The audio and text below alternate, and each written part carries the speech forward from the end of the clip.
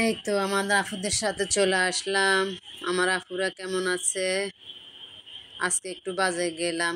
এই যে একটু চিংড়ি মাছ আনলাম, একটু ইলিশ মাছ আনলাম। আপু ভাইদেরকে বলতেছি, আল্লাহ বাজারে কিছুতে হাত দিতে পারতেছি না। এই যে এগুলা আবার অন্য কিছু মনে করি না, এগুলা লাল পেঁয়াজ গুলা আছে না, এই লাল পেঁয়াজ গুলা আনি ব্লেন্ডার করে ফেলছি। 110 টাকা করে এই লাল পেঁয়াজ গুলা আমি আনছি। কিচ্ছু করার নাই, কোনো রকমে খাইতেছি আর কি। তো এই যে একটু মাছ মিশাইলা মাছ নিয়ে আসলাম। তো এগুলো আজকে রান্না করব। একটু ওই যে সব বরফ হয়ে রয়েছে, বাজারে গেছি অনেক দেরিতে, শুধু বসে বসে খবর দেখতেছি, কিছু ভালো লাগতেছে না। সবার অবস্থা খারাপ আমাদের নোয়াখালীতে, আর আবার পানি হুড় করে পানি বেড়ে যাইতেছে। আমার আর টেনশনের কোনো অভাব নাই। গোসল করি না, খাওয়া দাওয়া করি না, নামাজ কালাম করি না, মানে কি একটা অবস্থার ভিতরে পড়ে আছি। মানে কীভাবে যে আপনাদেরকে বলে বোঝাবো।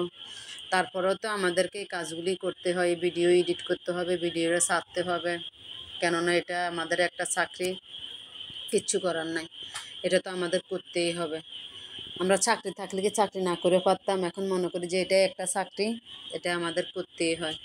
তো মন খারাপ হোক আর যত কিছু হোক, সব কিছু নিয়ে আমাদের সব কিছু করতে হয়। তো কি করব, এটা তো আর শখের বয়সে খুলি না, এটা টাকা আর্নিং করার জন্যই খুলছি, তো সেভাবে তো চলতে হবে। তো এই যে আমি মাছগুলো সুন্দর করে বসাই দিলাম। একটু আবার লাউ নিয়ে আসছি, মাছগুলো কষানি হয়ে গেছে, দিয়ে একটু জল দিয়ে দিলাম। এই লাউ দিয়ে চিংড়ি মাছ দিয়ে করবো আজকে। আবার রান্নাঘরটা একটু করলাম, টেবিলগুলো দিক থেকে নিয়ে এদিকে নিয়ে আসলাম, চেঞ্জ করলাম, তাও একটু কাজ বেড়ে গেছে। তো এই যে আমার মাছটা হয়ে গেছে, মাশাআল্লাহ অনেক সুন্দর কালার আসছে। মাছগুলো অনেক, আমি বড় পাতিল আমার একদম পছন্দ হয় না, আমি ছোটো পাতিলে ঢেলে নিছি। তো এই যে আমার দিয়ে আবার ইয়েগুলো লাউগুলা বসাবো। তো আপনারা কেমন আছেন? আশা করি সবাই ভালো আছেন। আমি তো ভালো নাই, আমার তো কিছু ভালো লাগে না। আমার আপু ভাইয়েরা যেভাবে এই যে আমার বন্যাক্ত মানুষের ইয়েতে নামছে, আল্লাহ ওদেরকে ওদেরকে মুখে কোনো ভাষা নেই। ওদেরকে কীভাবে বলে ওদেরকে যে সান্ত্বনা দেব, কী ভাষায় ওদেরকে করব, মানে সম্মান জানাবো, ওই জিনিসটা আমার কোনো ভাষা নাই। ওদের এগুলা দেখে আমার মানে বুকটার ভিতরে হাহাকার করে উঠে।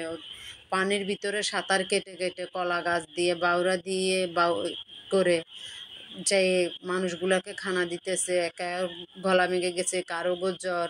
আল্লাহ আমার ভাইগুলারও যেন আল্লাহ সুস্থ রাখে, যারা ত্রাণ দিতে যাচ্ছে। সবাই ওদের জন্য দোয়া করবেন। তো এই যে আমার লাউটা হয়ে গেছে, আমার রান্নাগুলো হয়ে গেছে। যদি ভালো লাগে থাকে একটা লাইক কমেন্ট শেয়ার করে দিবেন, ছোট্ট বোনটাকে পাশে রাখবেন। তো আজ এই পর্যন্ত, সবাইকে আল্লাহ হাফেজ, আসসালামু আলাইকুম।